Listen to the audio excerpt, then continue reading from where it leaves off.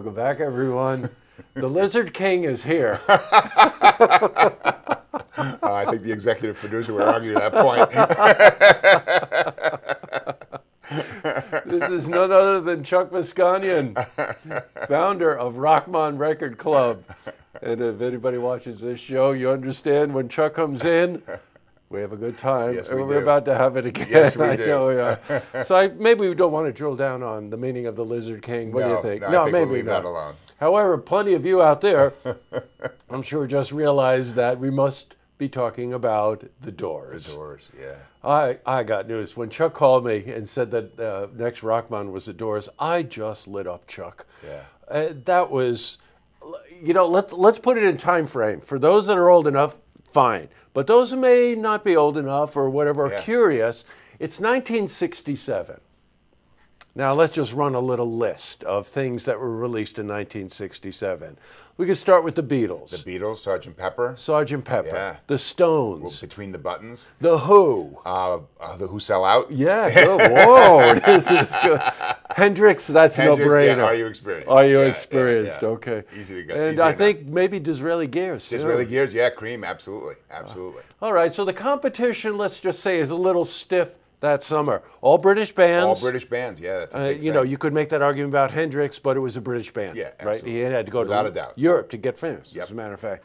Meanwhile, in L.A., fueled by a little bit more than alcohol, some guys get together. Yeah. Right? You know, most bands get famous and then they discover drugs. Mm-hmm. The Doors had drugs in common and then discovered music. Oh, and did they ever discover music? Unbelievable. Now, let's go. A quartet. Yep. Right. Actually, three people on piece band and lead singer. Yeah. but a quartet, and quite a lead singer, by the way, as we're going to get into here.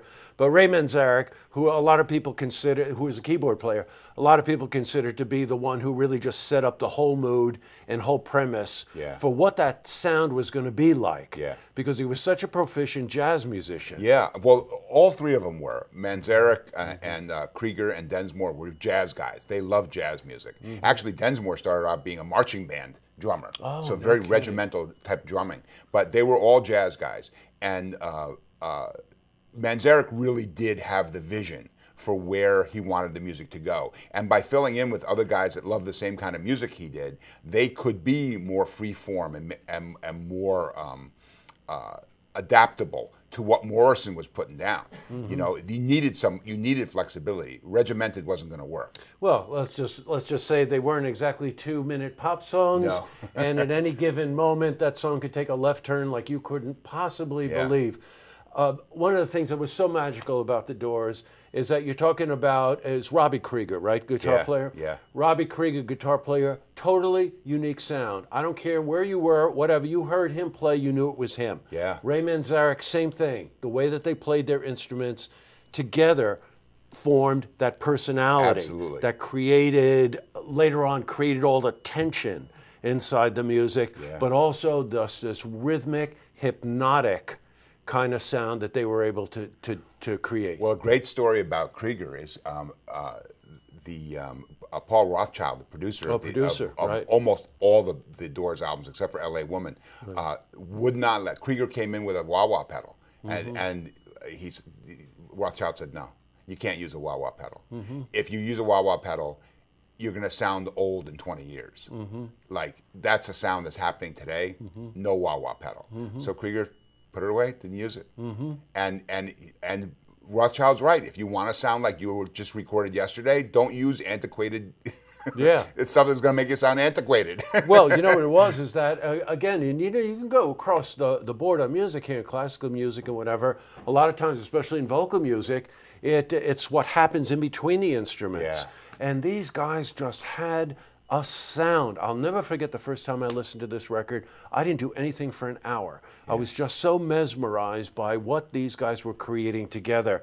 And of course, as you move on down, you come to find out that Morrison, who, that iconic sex symbol, dark side lyrics that scared you, made you think twice, unpredictable, rebellious, all of those amazing words that a lot of people can kind of fake. I'm thinking about 80s hair bands or something. You want to know where this started? Yeah, I got news for you. Yeah. Listen to Break On Through. Right? Yeah. Oh, what a way to open an album. I mean, unbelievable. They said it all out right there. All of it's on the table. And that's what, that's a big piece of what Morrison was about. Was he loved the idea of breaking things. That's right. He didn't want to be just going into the norm. He wanted to do something different. And the band gave him the opportunity to do that. There was such a level of trust between those guys. For Morrison, they would go where he wanted to go. Even though they were like, oh, no, don't do that. That's right. They would still follow him. That's right. Follow him in. And Densmore didn't lock to the bass, didn't lock to the guitar, didn't lock to the keys. He locked to Morrison's vocal. And that's what he followed. Well, just think about it. Mother. Pretty amazing. Mother. Yeah. What Chuck is talking about is actually is really something to double back on. Drummers will always follow bass players. The bass players and drummers lock up together. Sometimes they'll follow. It's a rhythm section, right? Yeah. What Densmore was doing is he was following Morrison's lead. So if Morrison started going crazy or something like that, the drums went crazy. Yeah. If they were locked into a dark place, the drums were locked into a dark place. It was just absolutely amazing. Yeah. Well, now you know why the next Rochmon is going to be an appointment. You have to make an appointment to see it. It's next Tuesday, the 15th, at Café Lena. Tickets are available online at cafelena.org. They're $8. I mean, they got to basically cover expenses at this point. And as I've said many times, these things are selling out. Get there early. Yeah. Doors open 6:30? 6:30, yeah. Right. Get there at 6. Trust me, you'll be glad you did. It's a good time. And The Doors' first album, released in 1967, just took that summer, which had those releases that year were phenomenal albums. Yeah. And The Doors cut through because nobody had done this. Nobody. And the thing is, a lot of those albums sound still a little bit dated. Mm-hmm. Not the Doors. Not the Doors, man. Sounds like it could have been recorded yesterday. I know. Amazing stuff. I know. All right, Chuck. Well, as usual, the highlight of my day, you're here. Thank you, Jesse. All right, the next Rochmon, it's The Doors. Tuesday, May 15, Café Lena, right here in Saratoga. Yeah. Thank you, my friend. Thank you, Jesse. Good to see you. Always good to see you, man. Yes. Thank you. Break on through. To see this interview again, you can go to our website, looktvonline.com. Love me two-time, baby. Love me then twice go away. today.